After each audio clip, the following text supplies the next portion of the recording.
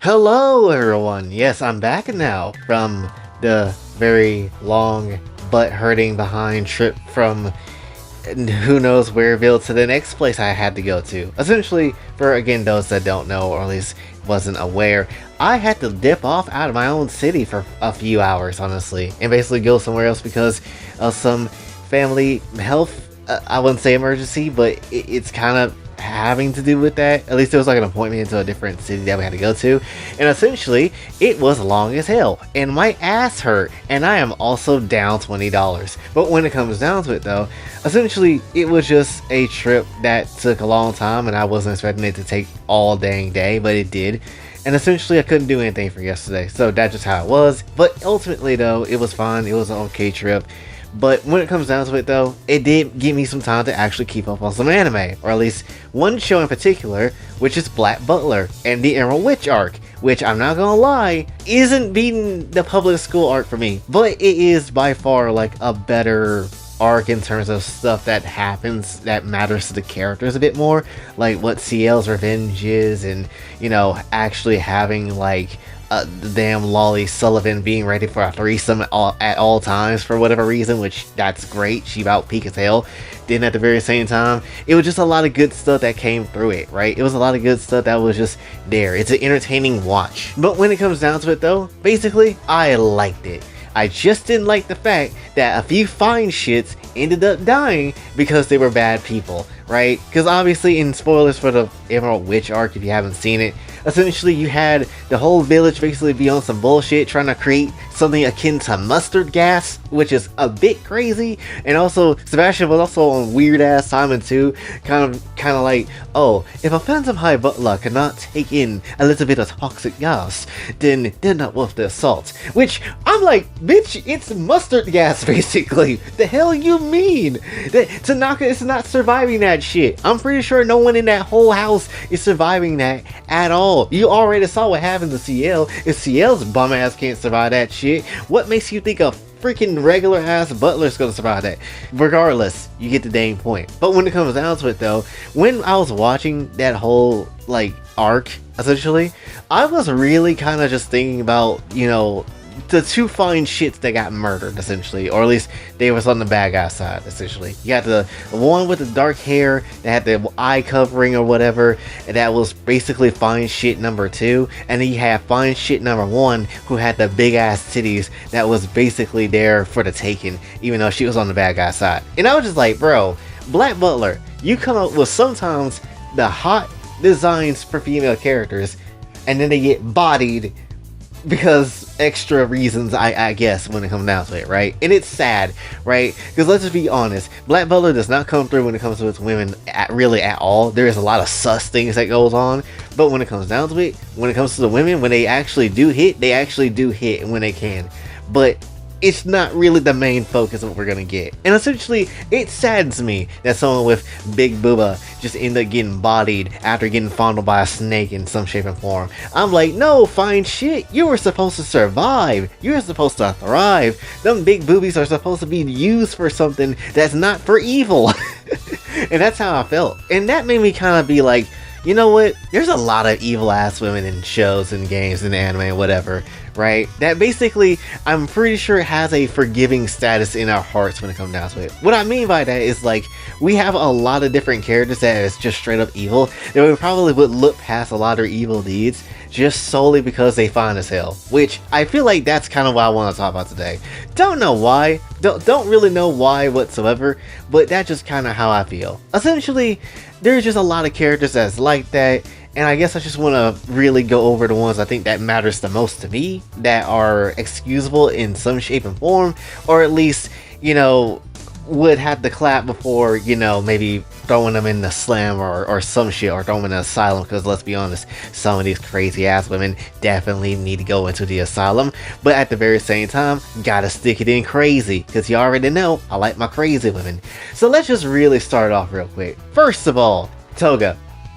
Like, do we really need to discuss this really a hard amount of things, right? Like, yes, obviously she's dead now, which still to this day I'm very sad about the fact that she's gone. Like, she's not ever coming back and it's some bull. But when it comes down to it though, Toga is still by far supreme fine shit. She's a supreme crazy woman when it comes down to it. And it's not even because she herself physically, or at least I would say more, is in that crazy range. It's her quirk that kind of makes her to be like that. Because obviously quirks is like something that's more biological that can affect you in weird different ways, and also in a psychological way as well too, which is why she's so dang obsessed with blood. But when it comes down to it though, if she didn't have that, she'd be regular. She'd be pretty much on the same type of timing that anybody else would normally be, and that's how it is, right? So ultimately, Toga is not necessarily ultra a bad person. It's just her quirk makes her, you know, the way she is, and there's not really much you can do about it. It's kind of like how you're in Ultimate in Danganronpa, how you basically may not want it, but essentially it's going to be attached to you no matter what happens, and that's just solely how it is, right? So there's not really much you can really do. Because I'm not going to sit here and lie. Again, if Toga wasn't after blood all the time, for sure there is something going in her whole mouth hole. It is what it is, right? Shark teeth and everything. I'll risk the biscuit on my whole ass of meat just so I can get some of that Toga cake. It is what it is. It doesn't necessarily matter to me. It's just what is going to happen, sir. And even then, we're still going in that damn yandere booty hole, because when it comes down to it, you think a little bit of blood is gonna stop me? She makes it look cute. Not saying that I want her to feast on my organs or anything like that, because that's a little too damn crazy, but still you get the damn point. Toga is kind of worth it. Let's just be real. She is by far one of the people in MHA that's probably the most worth it out of the entire cast, right? At least that's to me, because again,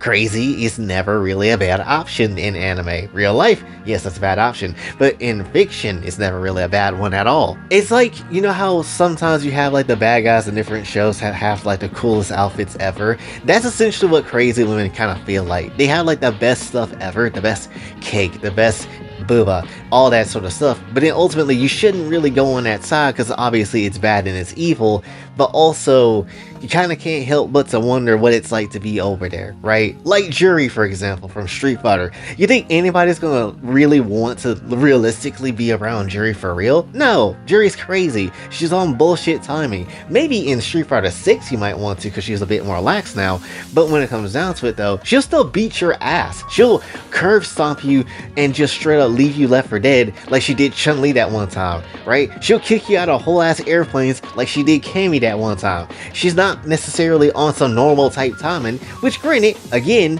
once again, she would have been, but unfortunately, Bison effed up her family, and she's basically the reverse Chun-Li.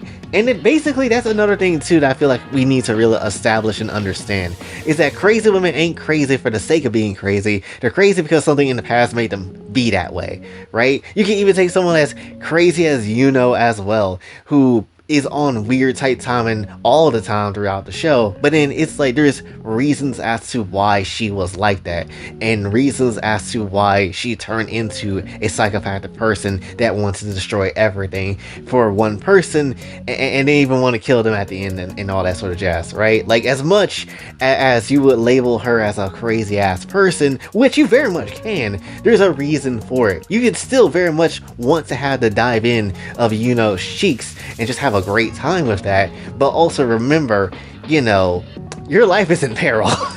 That's just how it is. Same thing with Juri. You already know you probably can get some ass from Juri, or some feet, whatever the hell you want, and when it comes down to it though, it's probably gonna be great, but still you're gonna get cooked in some shape or form, and that's kind of the risk of crazy women just in general. It's just the fact that you know it's gonna be a bad time for you afterward, but you can't help but to get it in when you want to, right? It's literally how I feel when anybody says, yeah, I want some Junko ass. We all want Junko ass, but at the end of the day, realistically, she's terrible. We're gonna get cooked in 5 different ways in one, and she might literally cook you, like literally put you on a fucking like skillet or some shit, and then essentially just body your ass that way. It could be just that way. So honestly, again, crazy equals nonsense, but also good, high quality, premium body, pleasurable ass cheeks and booba and all that sort of stuff. You're gonna get the greatest time of your life while also getting the worst time of your life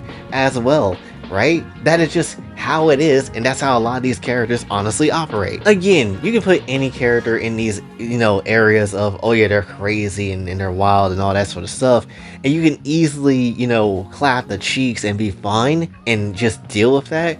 But again, there's always going to be that reason, that lingering reason in the back of their heads that makes them tune out to be that way, right?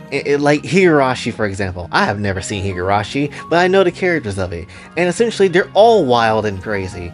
But at the end of the day, there's I think a disease that makes them like that. So it's not necessarily, a great thing. But also, would you not clap anybody from Higurashi? I'm pretty sure some of y'all would. That goes for literally anything like as wild as Euphoria, that weird Gensai. Then you have like a whole bunch of other stuff. So again, just because they crazy and just because, they are weird and out there, doesn't necessarily mean that they're completely or 100% just forced to, I wouldn't say forced, but they're 100%, just wanting to be like that because of no reason. They have a reason.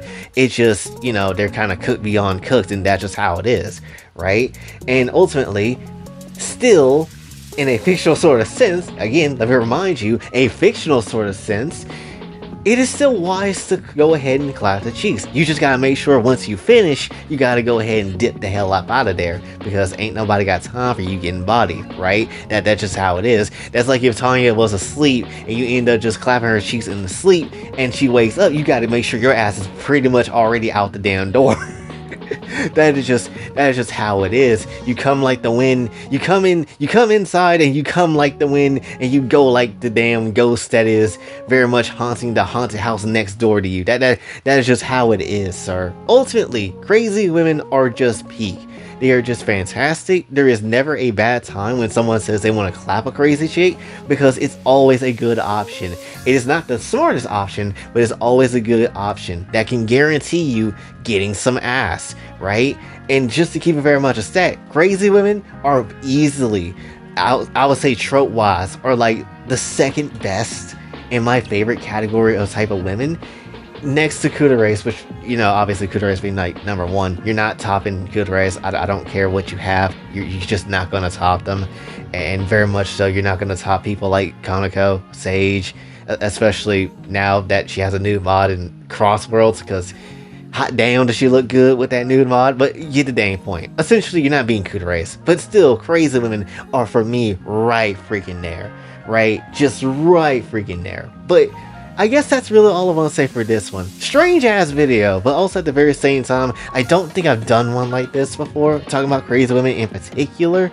So there you have it. But anyway, that's essentially all I guess what I really wanted to say for this one.